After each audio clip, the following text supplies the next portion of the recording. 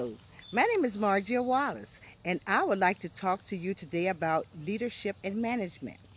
And is there a difference? Now, depending on the environment, individuals who represent a group of people are sometimes labeled as leaders, but sometimes they're labeled as managers. What is the difference? The terms are often used interchangeably and have been known to even overlap. Leadership and management are two different concepts. Is a person who holds the title program manager really a manager, or is that person a leader? According to research, there is a difference. Understanding the difference is important. This presentation is aimed at providing you with information that will help you distinguish the difference between managing a group of people and leading a team of people. According to Merriam-Webster Dictionary, leading can be defined as providing direction or guidance, whereas managing is to handle, direct, govern, or control some type of action or a use. And if you look at the word clouds, in the leadership word cloud, you see words like development, uh, success, group. Whereas in the word cloud for management, you have words like the manager, organization, business, controlling, director, goal. This here tells you that both are important. However, they are different concepts. And both concepts are important, but they're important for different reasons. There are certain characteristics that are unique to leaders. Leaders have the ability to inspire others to follow them. They have the ability to foster team engagement and commitment.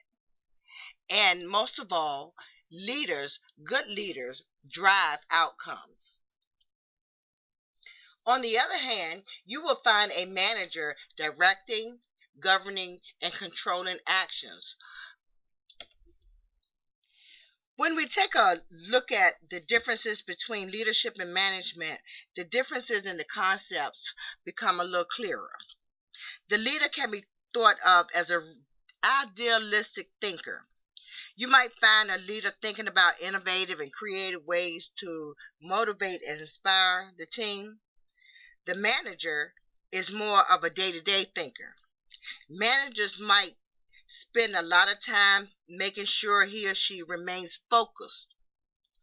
He or she is often consumed with driving results, dealing with issues, and holding the team accountable for actions or tasks. So I say, are you a leader or are you a manager?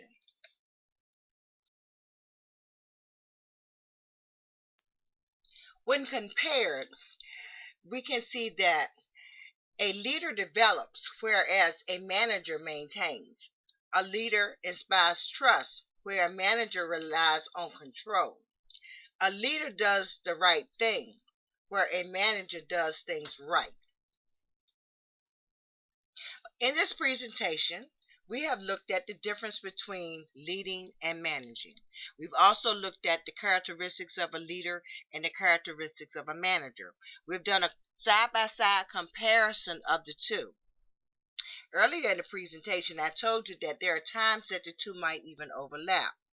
If we look at this slide, on the left-hand side, we see the things that are unique to leading. And on the right-hand side, we see some things that are unique to managing. But in the middle section, we see where the two may overlap. For example, accomplishing a goal, or explaining a vision, or being the head of an organization, motivating others, or actually trying to mobilize our resources. These are times that the two, leading and managing, would overlap.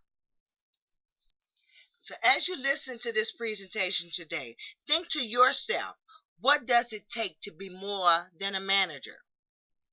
It takes dedication. It takes motivation. It takes passion. And one that's not included is it takes drive.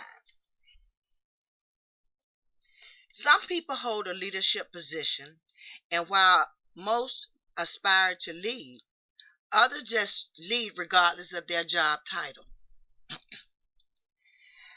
I would like to present to you 10 habits of a great leader. And we're going to take these 10 habits of a great leader and we're going to um, relate them to the educational setting. So, we're not going to go over all of them. We're just going to take a few of them. The first one that we're going to talk about is peace for bravery. Real bravery contains a large amount of peace. This allows the leaders to remain calm and collected in the middle of chaos. School leaders need to display bravery to students on a daily basis. They must be prepared for chaos to break out at any time, but have the ability to remain calm.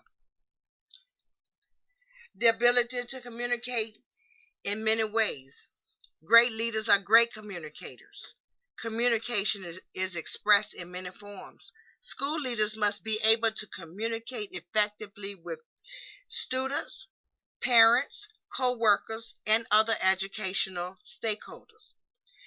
The ability to communicate effectively cannot be taught. Great leaders have the ability to steer conversations and to ask the right questions at the right time. And when we're talking about inspiring others, great leaders have a natural ability to inspire others. In education, teachers must be able to inspire students to reach their potential. School leaders must have the ability to inspire teachers to reach their potentials. Great leaders learn from each other in order to grow as individuals and to grow healthy learning environments. Staying informed about current events and trends is how great leaders stay in front of change. I want to give you an example. Technology. Technology is becoming an important part of education. Great leaders arm themselves with technology knowledge and use it to elevate the learning process. Great leaders are punctual. They don't want to be late. They want to be there at least 15 minutes before it's time so that they can be prepared. So, in order to elevate yourself from just a good leader to a great leader, these are just a few of the habits that you will want to inspire in yourself. Great leaders will produce good leadership in education. So arm yourself with the habits of a great leader. Build yourself up to that potential. That will make you more persuasive, effective, ethical, and satisfying. And you will become an asset to the educational arena. I would like for you to take this with you as you go back to your school districts. Leadership in education is about learning. There is one final thing that I want to leave with you today, and that is a quote by Stephen J. Stowell. Great leaders find ways to connect with their people and help them fulfill their potentials. As a leader in education, connect with your students. Help them to fulfill their potential. Connect with your teachers. Help them fulfill their potential. This is what's going to make you more than just a manager. We need great leaders in education. Be one of those great leaders. Thank you.